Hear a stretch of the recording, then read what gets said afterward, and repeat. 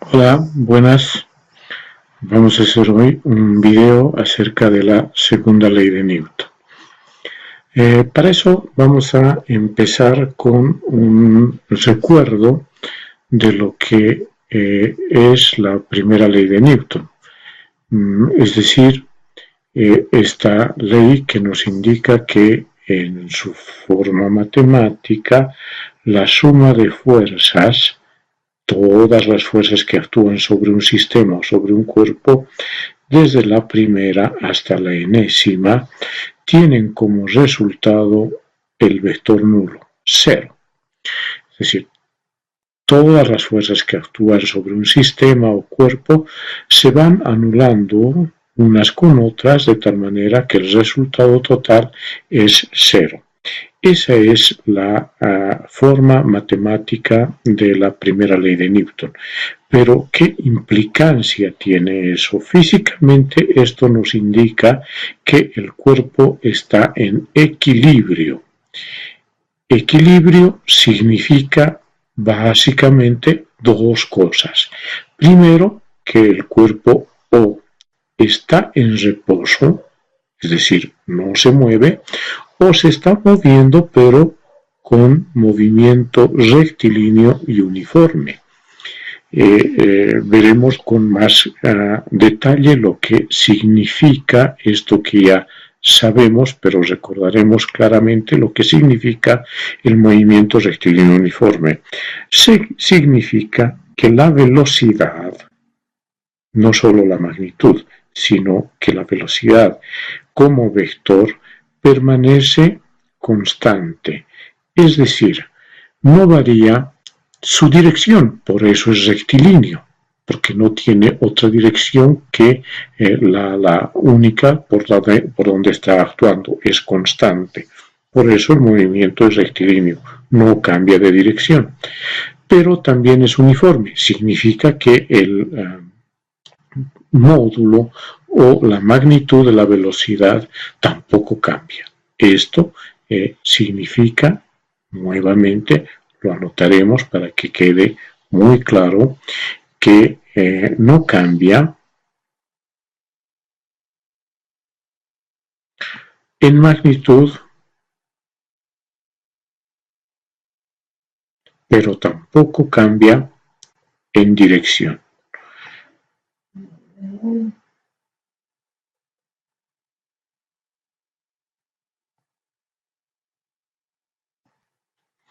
Entonces, esta aseveración nos indica que la dirección es una sola. Por lo tanto, es un rectilíneo. Y esto nos indica que es uniforme. Por lo tanto, eso es el movimiento uniformemente rectilíneo o rectilíneo uniforme. Bien, eso es en esencia la primera ley de Newton, ¿no? Si tenemos un cuerpo que se mueve con una velocidad constante, ya sea en una dirección del eje X, eje Y o en cualquier recta, si su velocidad no cambia, tanto en magnitud como en dirección, entonces el cuerpo está en equilibrio y eso también implica que la suma de fuerzas que actúan sobre el cuerpo se hace cero. O definitivamente, si un cuerpo está en reposo, también nos indicará que está en equilibrio y que la suma de fuerzas es cero. Ahora, atacaremos qué significa o qué nos proporciona la segunda ley de Newton.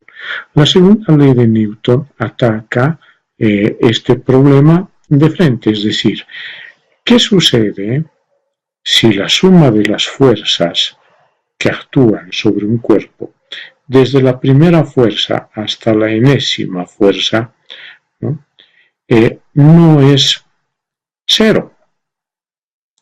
Es decir, es cualquier valor, positivo o negativo, pero no es cero. Entonces, esto significará, en esencia, que no está en equilibrio. Ahora, ¿qué significa que no esté en equilibrio? Significa que no está en reposo, es decir, se mueve. Pero también podemos decir que se mueve, pero no de una manera uniforme, es decir, no mantiene su velocidad constante. Su velocidad puede cambiar, ya sea en magnitud, ya sea en dirección o ambas. Puede cambiar en magnitud y dirección a la vez. Entonces, ese cambio de velocidad implica necesariamente que existe una aceleración, ya que la aceleración es el cambio de la velocidad respecto al tiempo. Entonces, si cambia la velocidad, hay una aceleración. Y esa aceleración es precisamente la que hace que este sistema de fuerzas sea diferente de cero. Bien, empecemos a analizar ahora con detalle qué relación existe entre esa aceleración y las fuerzas, la suma de fuerzas o fuerza resultante. Para analizar eso, empecemos con un cuerpo que tiene una cierta masa m y otro cuerpo que no tiene la misma masa que el anterior, sino que notoriamente su masa va a ser más grande. Entonces tenemos dos cuerpos, uno de masa pequeña y otro de masa más grande. Sobre estos cuerpos vamos a hacer actuar la misma fuerza resultante, es decir, no va a cambiar la fuerza resultante. Tendríamos para ambos la misma fuerza resultante. Bueno, más o menos me ha salido del mismo tamaño, entonces especificaremos claramente que estas dos fuerzas son iguales. Al ser iguales esas dos fuerzas, ¿qué pasa con la aceleración? Porque lo que queremos ver es qué sucede con esta aceleración. Entonces, la aceleración del primer cuerpo por tener menos masa va a ser mayor, la aceleración del primer cuerpo va a ser mayor a la aceleración del segundo cuerpo. Y aquí empieza nuestro primer resultado, nuestra primera conclusión. Podemos concluir que la aceleración es inversamente proporcional a la masa. Ajá. ¿Qué significa esta nuestra primera aseveración? Que a mayor masa habrá menor aceleración. O lo que es lo mismo, a menor masa habrá una mayor aceleración. Eso es, en esencia, lo que nosotros queremos especificar con inversamente proporcional. Si los cuerpos, si nuestra relación es inversa, los cuerpos tienen diferente masa, entonces cuando tenga que a mayor, menor y a menor, mayor, a mayor masa, menor aceleración, a menor masa, mayor aceleración, entonces estamos frente a una relación de tipo inverso. Y bien, eso es lo que sucede analizando la aceleración con respecto a la masa. Pero continuemos con nuestro experimento. Es decir, ¿qué pasa ahora si tenemos dos cuerpos? Los cuerpos En este caso van a tener ahora la misma masa, o por lo menos una masa similar, veamos, la misma masa. Especificaremos esta igualdad aquí, tienen ambos la misma masa, pero voy a hacer que sobre el primer cuerpo actúe una fuerza diferente a una fuerza que actúa sobre el segundo cuerpo. Es decir, sobre el segundo cuerpo actúa una fuerza mayor a la fuerza que actúa sobre el primer cuerpo. Entonces, aquí nuestra conclusión intuitiva nos indica que si la fuerza es menor, entonces habrá una menor aceleración. Y si tengo una fuerza mayor, habrá una mayor aceleración, ya que los cuerpos tienen la misma masa. Entonces, podemos decir que estas dos aceleraciones son directamente proporcionales a la fuerza resultante. Esta es nuestra segunda afirmación o nuestra segunda conclusión de este experimento mental. Esto de directamente proporcional quiere decir que a mayor fuerza le corresponde una mayor aceleración. Y a menor fuerza le corresponde una menor aceleración.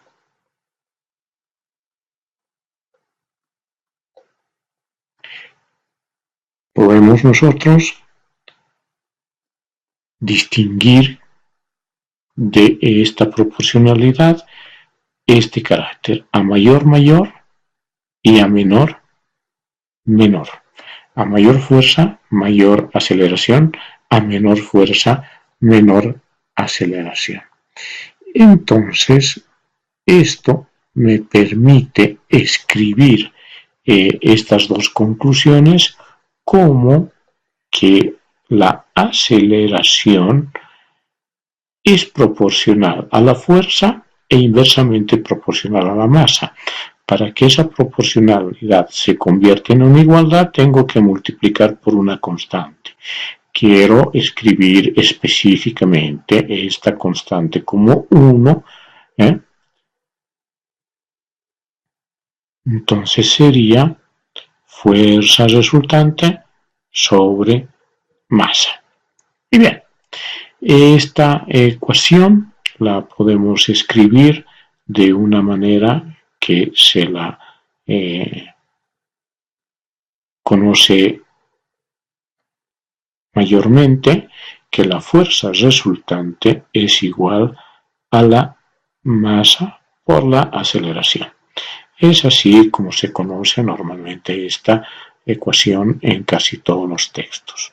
O también podemos decir que la suma de todas las fuerzas, desde la primera hasta la enésima, es igual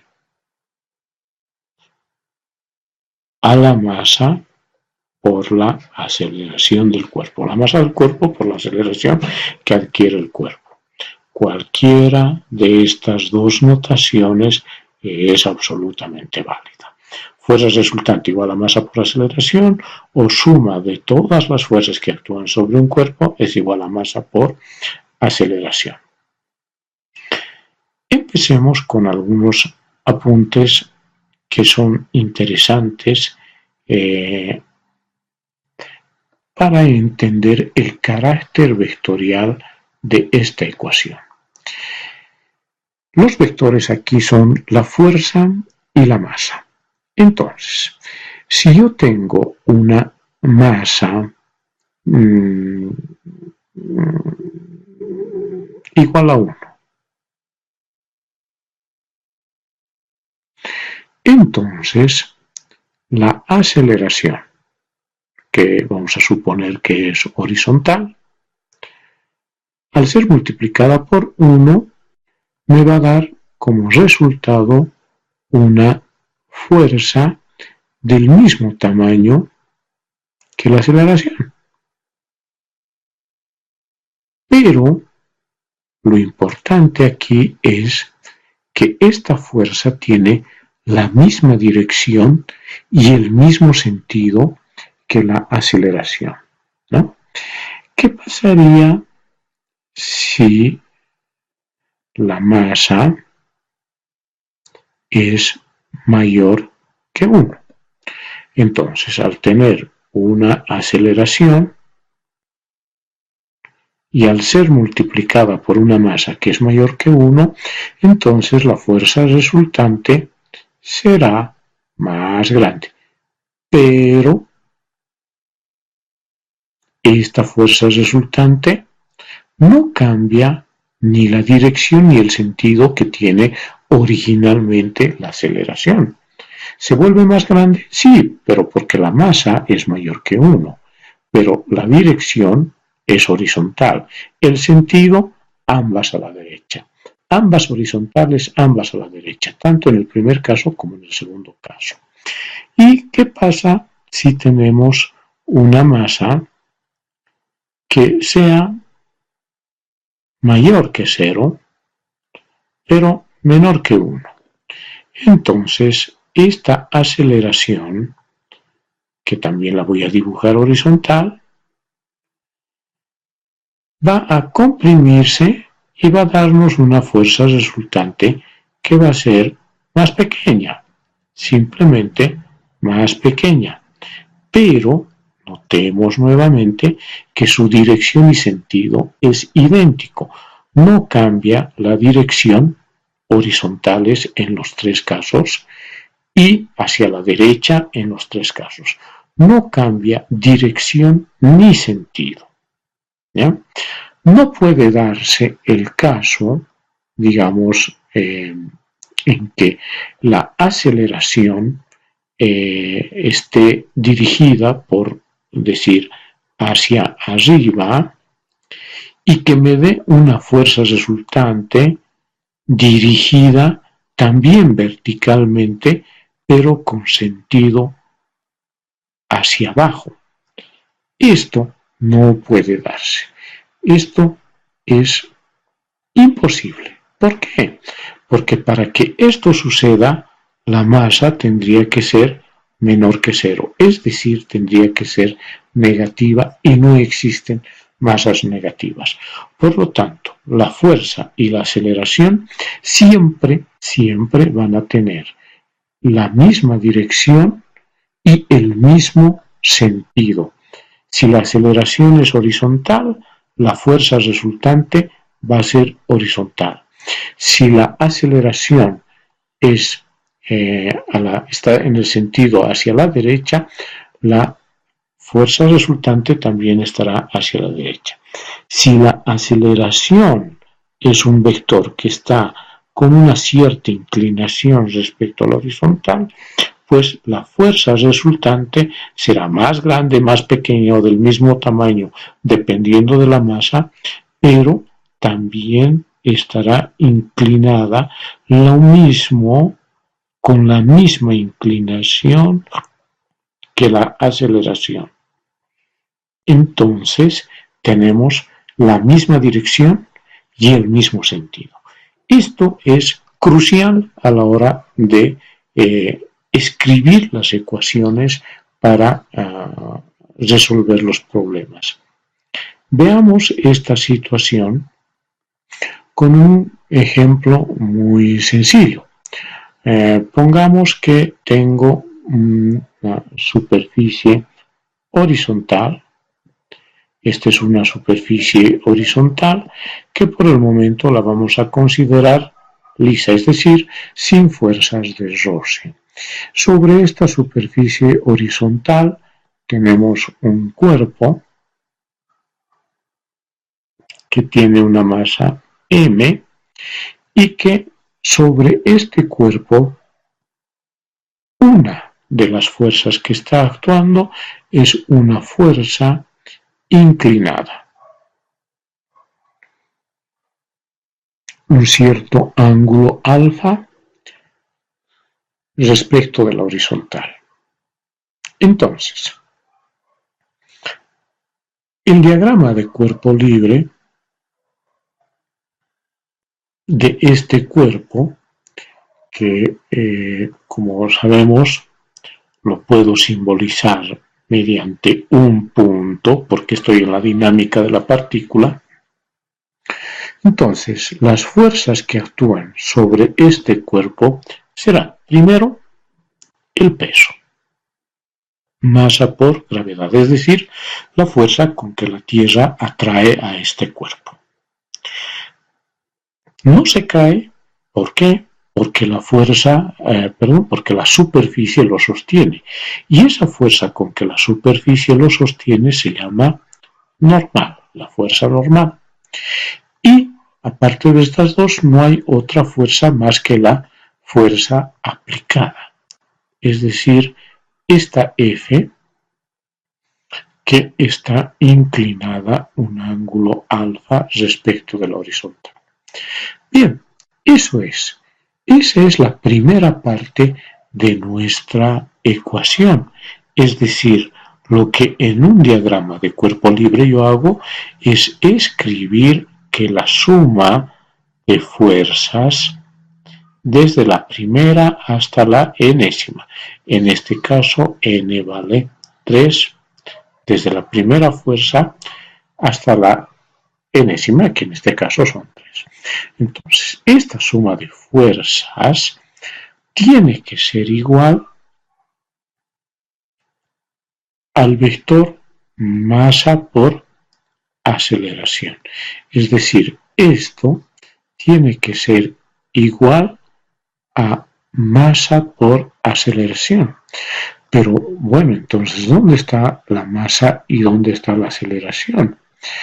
Si vemos el sistema, nosotros tendríamos que concluir que la aceleración de este cuerpo es a lo largo de la superficie donde está apoyado.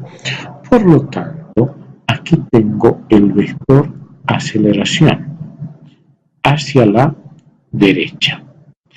Eso significa que la fuerza resultante también tiene que ser horizontal y a la derecha.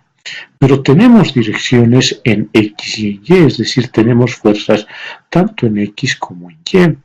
Entonces, ¿cómo hacemos ahora? Lo que hacemos es escribir nuestra ecuación en la dirección horizontal, lo que sería nuestro eje X.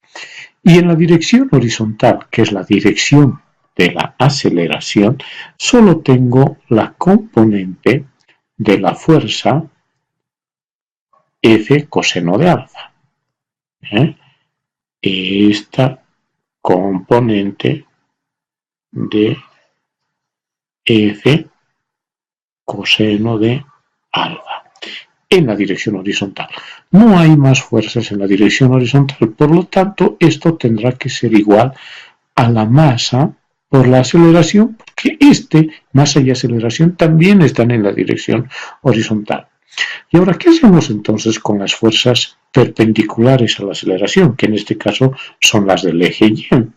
Entonces decimos estas fuerzas normal más F seno de alfa, es decir, me estoy refiriendo a esta proyección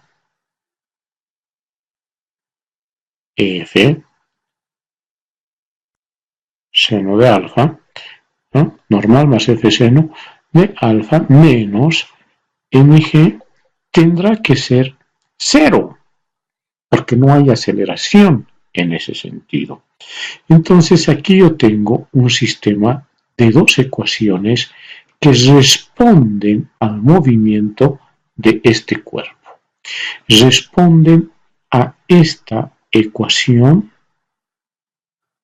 vectorial, pero escrita de forma escalar.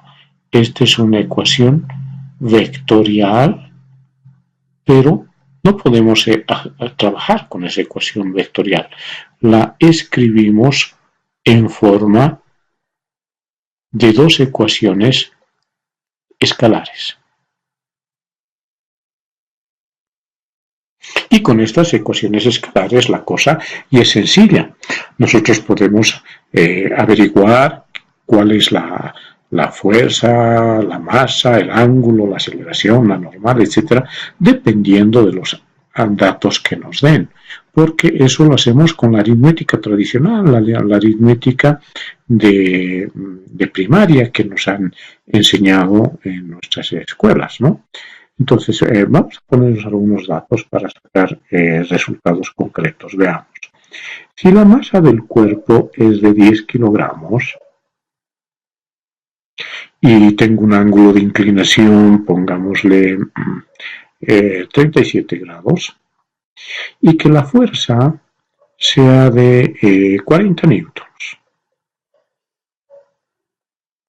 Entonces, si yo tengo fuerza, ángulo y masa, en la primera ecuación lo que me estaría faltando calcular sería la aceleración. ¿Cómo calculamos esa aceleración? La aceleración sería igual a F coseno de alfa dividido entre M. Reemplazando datos tendríamos 40 coseno de 37 grados dividido entre 10. Y esto me dará 40, 0,8, 3,2. 3.2 metros por segundo al cuadrado. 3,2 metros por segundo al cuadrado es solo la magnitud, ¿no? Pero no nos olvidemos que aquí ya hemos determinado cuál es su dirección y sentido. Así que si quiero, coloco aquí también su dirección y sentido. Ya no es muy necesario porque eso ya está determinado, ¿no? Estas dos ecuaciones que hemos escrito, ¿no?, son ecuaciones escalares, por lo tanto, este resultado es solamente su magnitud. Su dirección y sentido ya la hemos determinado, ¿no? Está horizontal y hacia la derecha. Ahora bien, ¿cuál será la fuerza de apoyo? Es decir, la fuerza normal, despejamos de la segunda ecuación, esto será mg menos F multiplicada por el seno del ángulo alfa. Reemplazamos los datos, la masa vale 10, eso multiplicamos por el valor estándar de la gravedad, 9.8, menos el valor de la fuerza, que es 40, y lo multiplicamos por el seno de 37 grados.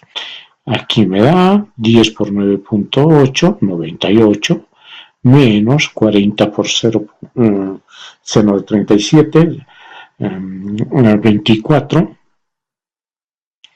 y restando 98 menos 24 me dan 74 newtons. Ese sería el valor de la normal, 74 newtons. Noten que este es el módulo de la normal, porque la normal ya la hemos dibujado aquí y sabemos en qué dirección está. Podemos dibujar aquí, aunque ya es innecesario, que la normal está dirigida verticalmente hacia arriba. Bien, cualquier sugerencia, escríbanme. De todas maneras, vamos a seguir resolviendo más problemas para aclarar esta aplicación de la segunda ley de Newton.